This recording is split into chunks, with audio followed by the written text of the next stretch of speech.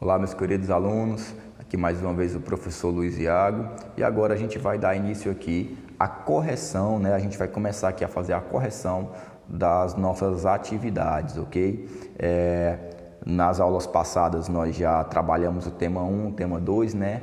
O tema 3 também foi trabalhado, assim como também o tema número 4 do nosso livro 2, né? Da unidade 3, do nosso livro 2, e agora a gente vai começar a fazer a correção dessas atividades. Para a aula de hoje, né, a nossa aula de número 8, nós vamos aqui fazer a correção das atividades do tema 1 e do tema 2. Então, eu já peço que vocês peguem o livro de vocês, porque é necessário que vocês tenham ele em mãos. Até mesmo porque eu vou aqui fazer a leitura de cada uma das questões e é importante que vocês acompanhem essa leitura para que vocês tenham uma compreensão precisa e exata do que cada enunciado está pedindo, né, para que vocês possam realizar da maneira correta a interpretação, né, do que cada enunciado da questão está pedindo. Tá bom, pessoal? Temos aí, então, o total de 11 questões, ok? Onde a gente vai aqui analisar algumas tabelas, analisar alguns gráficos, algumas imagens e fazer, claro, aqui a tradução e a interpretação deles para vocês. Tá certo? Então, vamos aqui iniciar as nossas correções. Então, página 274, né, do livro de vocês. A primeira questão, ela vai perguntar o seguinte. Retome o conteúdo desta unidade e diferencie a costa leste da costa oeste da América em relação. Aí temos letra A e letra B, né, ao relevo, e letra B, a ocupação humana. Então, basicamente, a primeira questão, ela está pedindo para vocês caracterizarem a costa leste do continente americano e a costa oeste do continente americano, certo? E quais são as características que a questão está pedindo? Para vocês caracterizarem o relevo de uma região e o relevo de outra e, né, determinar de que maneira a ocupação humana se deu em uma região e de que maneira a ocupação humana vai se dar em outra região, né, na costa leste e na costa oeste, respectivamente. Então, a primeira questão, ela vai falar o seguinte, ao relevo, né? A costa leste, que é aquela parte do oceano ali, da costa do Oceano Atlântico, né? Ela apresenta planaltos e montanhas de formação bem mais antiga, que eu falei para vocês que nós chamamos de dobramentos antigos, ok? Essa região, ela apresenta altitudes menores, enquanto na costa oeste, que é do outro lado do continente, já na costa do Oceano Pacífico, né, nós temos aí a presença de um relevo montanhoso constituído de cordilheiras e com grandes altitudes e formação recente. Temos aí os dobramentos modernos, como por exemplo a Cordilheira dos Andes. Tá bom, pessoal? A letra B pergunta sobre a ocupação humana, né? A costa leste vai ser a área de ocupação mais antiga do continente americano. Foi lá que os europeus se instalaram e iniciaram seu processo de colonização, tá bom? E na costa oeste localizam-se ali grandes cidades e significativas áreas de produção industrial e agropecuária também, tá bom? Na costa oeste, a população ela vai se concentrar nas áreas de menores altitudes, tá bom? Porém, são áreas sujeitas, né, à erupção de vulcões e terremotos por estarem muito próximas ali a bordas de placas tectônicas. Nós sabemos muito bem, né, que as regiões de bordas de placas tectônicas vão contar com a maior incidência de atividade vulcânica e também com a maior incidência de atividade sísmica, né, de terremotos, ok? Então, ainda assim, né, na costa oeste, nós temos aí uma grande importância, né, uma importância de grandes cidades, né? Nós temos aí importantes aglomerações urbanas, como São Francisco, nos Estados Unidos, Lima, no Peru, e Santiago, no Chile. A segunda questão pergunta o seguinte: identifique em seu caderno a formação vegetal do continente americano, a que corresponde cada frase abaixo. Aí eu tenho aqui. Letra A, exploração da vegetação pela indústria madeireira e papel. Então, a letra A, né, caracteriza a floresta boreal, que também pode ser chamada de floresta de coníferas ou então de taíga. A letra B fala o seguinte: vegetação formada por campos com arbustos retorcidos, plantas rasteiras e árvores esparsas. No Brasil tem sido progressivamente substituída por plantações e pastos. Pessoal, aqui a gente fala da Mata Atlântica, né? A nossa floresta tropical. Aliás, na letra B, né? Letra B, mais uma vez aqui, vegetação formada por campos com arbustos retorcidos, plantas rasteiras e árvores esparsas. No Brasil tem sido progressivamente substituída por plantações e pastos. Aqui na letra B a gente vai falar da savana, que aqui no Brasil é conhecido como cerrado. Pessoal, lembrando só mais uma vez para vocês, uma observação: cerrado brasileiro, tá bom? Cerrado aqui no Brasil, ele vai ser um dos biomas mais devastados em nosso país. Isso porque o cerrado ele está sendo amplamente substituído pela plantação da soja. Derruba-se a vegetação nativa original do cerrado e substitui aquela vegetação por áreas de plantio agrícola, principalmente da soja. Tá bom, pessoal? A letra C, né, fala o seguinte: localizada em território brasileiro, restam apenas 5% de sua formação original. Aqui nós temos a Mata Atlântica, né, a floresta tropical. Pessoal, grande parte da floresta tropical, né, da Mata Atlântica brasileira, ela foi completamente devastada, certo? E no lugar dela ergueram-se grandes cidades, grandes centros urbanos, tá bom, pessoal?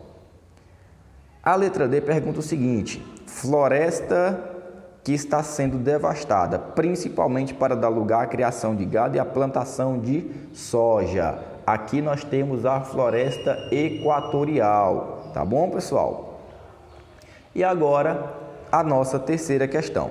A terceira questão pergunta o seguinte: descreva as características do clima representadas pelo climograma abaixo. Pessoal, aqui abaixo nós temos um climograma, que é, no caso, uma representação gráfica, né, das características climáticas de uma determinada região. O tema, né, do nosso climograma aqui é Belém do Pará, média de temperatura e precipitação de 1981 a 2010. Então, esse climograma ele vai trazer informações sobre a temperatura no estado do Pará, né, e a média de chuvas. Precipitações é igual a chuvas, tá bom, pessoal? E aí nós temos aqui a parte em azul, né, precipitação em milímetros, ok? E a parte em vermelha, a temperatura. Então, pessoal, nós temos aí até o limite de 450 milímetros, né, de chuvas, geralmente aí por ano. Tá bom, pessoal? E nós temos temperaturas anuais que vão chegar até a casa dos 25 graus, tá certo, pessoal? Então, acima de zero. Então, são temperaturas mais quentes, ok, pessoal? Então, né, trata-se aí, né, pela análise desse gráfico, desse climograma, nós temos aí a representação de um clima equatorial, que apresenta temperaturas altas o ano todo e elevada umidade, tá certo? A quarta questão pergunta o seguinte: o que explica a ocorrência de clima frio de montanha em regiões de países próximos à linha do Equador, como Colômbia e Peru? Pessoal, lembrando, nós temos, né, a linha do Equador, ok? Que vai dividir o mundo em norte e sul. A linha do Equador, ela corta o território brasileiro. Então, quanto mais próximo um país está da linha do Equador, né, maior são os índices de temperatura daquela região. Isso porque a incidência de luz solar naquelas regiões da linha do Equador, pessoal, abrange uma superfície muito menor do território, então, consequentemente, a incidência de luz solar mais concentrada aumenta as temperaturas. O contrário vai acontecer nas regiões polares. Nas regiões polares, nós vamos ter aí uma dissipação dos raios solares em um território muito maior, muito mais amplo. Então, isso vai fazer com que aquela região seja caracteristicamente mais fria. Tá bom, pessoal? Então, quanto mais próximo à linha do Equador, geralmente mais quente é a região, ok? Porém, nós temos algumas ressalvas, né, algumas observações para fazer. E é justamente aqui o que nós temos na nossa quarta questão. Embora esses países aqui, tanto o Chile como o Chile também, tá bom, pessoal? Com a Cordilheira dos Andes, como a Colômbia e o Peru, né? Embora esses países aqui estejam situados próximos à linha do Equador, em algumas áreas onde nós temos aí a presença da Cordilheira dos Andes, ocorre o clima frio de montanha.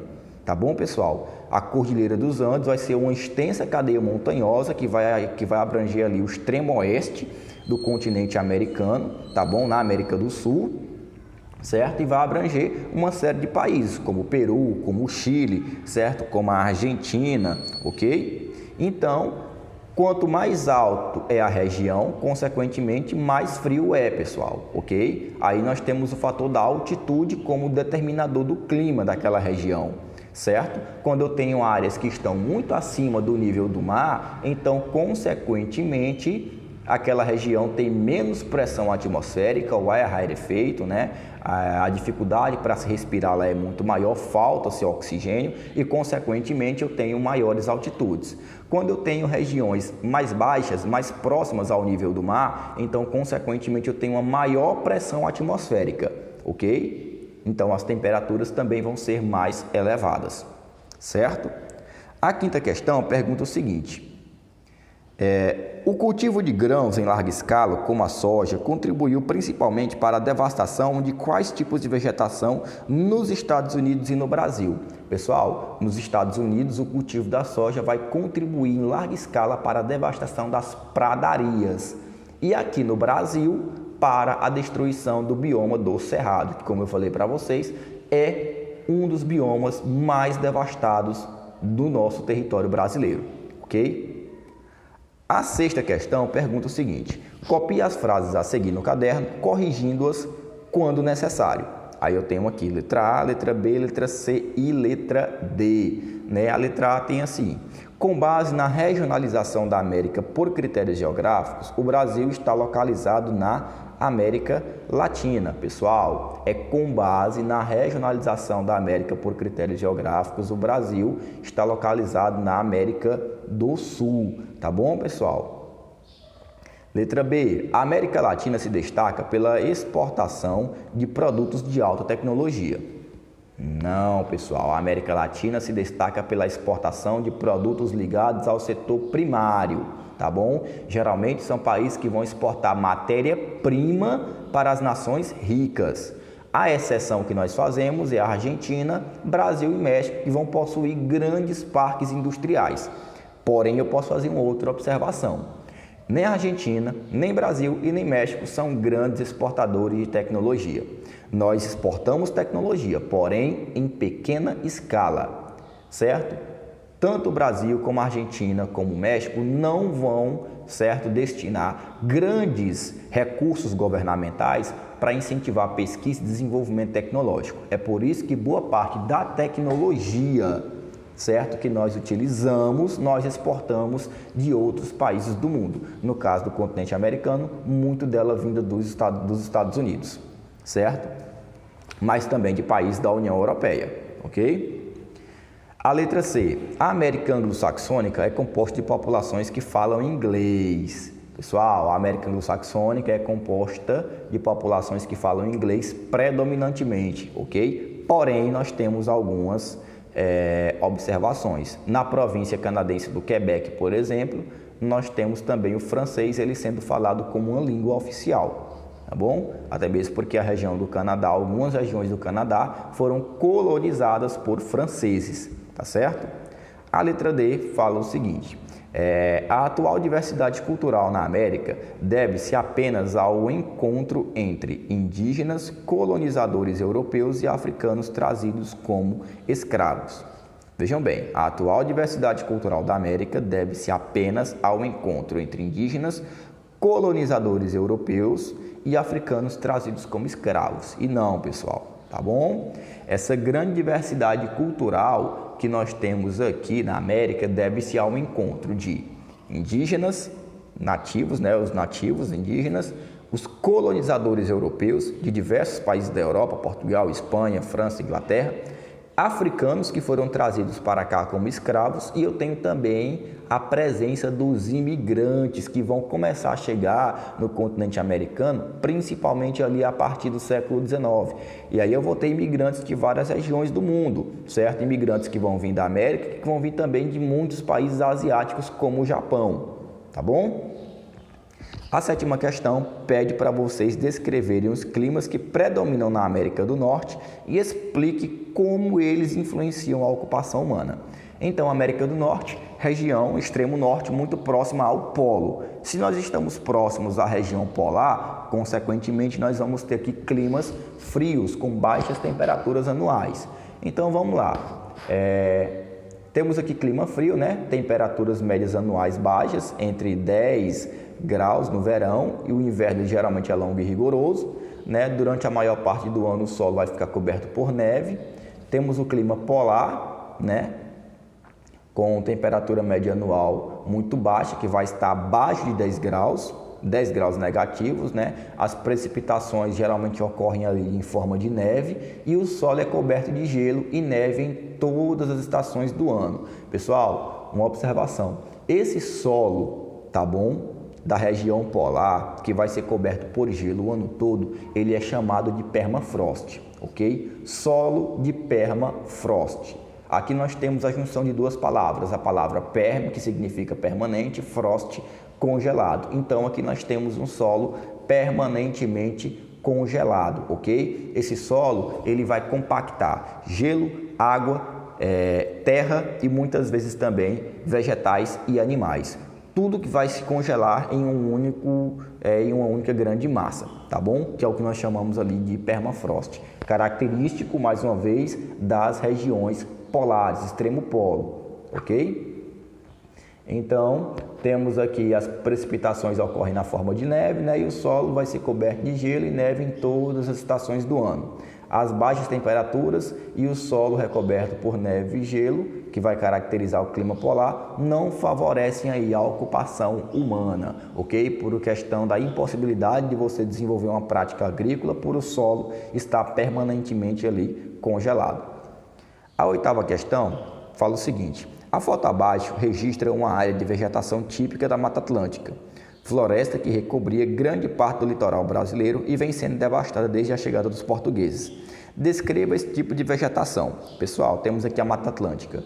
Nós sabemos que a nossa Mata Atlântica ela foi, na sua grande maioria, devastada, certo? Para dar lugar às cidades, tá certo? Para construir grandes cidades. Então, a floresta tropical úmida, né, é uma característica da nossa Mata Atlântica, ela é uma floresta tropical úmida, ela tem vegetação densa, apresenta árvores altas e uma grande biodiversidade. Ela apresenta grande quantidade de fauna e também de flora, tá certo? Fauna são espécies animais e flora são espécies vegetais. A 10ª questão, ela vai perguntar o seguinte: observe as fotos a seguir e faça o que se pede. Aí eu tenho aqui, né, na nossa imagem 1, terraços para plantação em Pisaque, na Cordilheira dos Andes, Peru, 2017. E eu tenho aqui, né, na foto 2, casas de ribeirinhos conhecidas como palafitas na Amazônia. Os habitantes da região vivem do extrativismo e da pesca para subsistência. Foto no município de Almerim, Pará, 2017. Então, só lembrando, o que é que vai ser a atividade extrativa? É aquela atividade de extração de recursos vegetais e minerais feitas diretamente do solo. Ok, pessoal? Então, temos aqui na letra A. Na área da Cordilheira dos Andes, a possibilidade de aproveitamento das terras para agricultura é ampla ou restrita? Justifique sua resposta. Pessoal, a possibilidade de uso da terra nessa região montanhosa é muito restrita, tá bom? Justamente devido ali à sua grande declividade. Eu tenho uma área de montanha, então as áreas planas naquela região de montanha são muito escassas. Isso vai dificultar a prática da agricultura. Letra B. Os incas, povo nativo do continente americano, abriram terraços nas encostas das montanhas que são utilizados até os dias de hoje. Explique a existência desses terraços. Pessoal, os terraços, né, que são essas imagens que vocês podem ver aí na imagem 1, né? Esse formato do solo, todo seccionado, dividido em partes mais altas, partes mais baixas, né? Como degraus de escadas, são, no caso, uma forma de aumentar, né, a área de plantio em uma região onde as áreas agricultáveis são muito restritas, como por exemplo aí nessa região de montanha. A letra C pede para vocês relacionarem o modo de vida dos ribeirinhos com a vegetação, o clima e a hidrografia da região onde eles vivem. Pessoal, então a Amazônia, né, ela vai estar situada numa extensa área de planície do continente, né? Vai contar com muitos rios, onde vai se desenvolver uma grande e rica floresta tropical. Então, as florestas tropicais, elas vão se caracterizar pelas altas temperaturas, né? E os elevados índices de pluviosidade, ou seja, chove muito. Então, entre os povos que vão viver na região da Amazônia, vão estar justamente os povos ribeirinhos. Os ribeirinhos, eles vão receber esse nome porque eles vão viver, tá certo, ali no leito dos rios da Amazônia, principalmente, tá bom? Nesse caso específico aqui. Então, esses ribeirinhos, eles são marcados por terem um modo de vida diretamente relacionado ao ambiente da floresta, ok? Onde eles podem sobreviver da extração dos recursos vegetais e da pesca nos rios, tá certo? E a 11ª questão fala o seguinte: os mapas a seguir apresentam duas formas de regionalização do continente americano. Considerando que a regionalização do espaço geográfico se realiza a partir de diferentes critérios, a divisão regional desse continente representada aí eu tenho aqui, mapa 2 está definida a partir de aspectos físicos ambientais. Pessoal, olhem só aqui para o mapa 2, eu tenho a América Anglo-Saxônica e tenho em verde aqui a América Latina. E a alternativa A diz, né, que essa divisão está atendendo a aspectos físicos e ambientais. Está incorreto, tá bom? Aqui está basicamente atendendo a uma divisão étnica, cultural, marcada por povos. A América Anglo-Saxônica, de colonização de povos anglo-saxões, e a América, no caso latina, de colonização de povos de origem latina, como europeus e espanhóis. Então, a letra A aí está errada. Letra B fala o seguinte: mapa 1 está baseado em elementos políticos territoriais, né, pessoal? Mapa 1 está baseado em elementos políticos e territoriais. Eu não tenho aqui nenhum tipo de divisão política, né? Eu tenho a divisão em 3 porções: América do Norte, América Central e América do Sul, o que no caso vai caracterizar, né, tanto uma divisão que pode muito bem ser econômica, uma divisão que pode muito bem ser cultural também, ok? Que pode atender a um critério geográfico, certo? Porque eu vou ter a divisão em porção norte, porção central e porção sul. Então, isso aqui vai atender a um critério mais geográfico, ok? Letra C. Mapa 1 está definida a partir de aspectos socioeconômicos. Não, pessoal, mapa 1, mais uma vez, critérios basicamente geográficos, norte, central e sul, certo? E letra D, né, o mapa 2 está baseado em elementos históricos e culturais. Corretíssimo. Alternativa correta da 11ª questão, letra D, porque aqui eu tenho a divisão entre a América Anglo-Saxônica e a América Latina, justamente, uma característica histórica e cultural, ok? Então, fica aqui a resolução da nossa atividade. E até o nosso próximo encontro.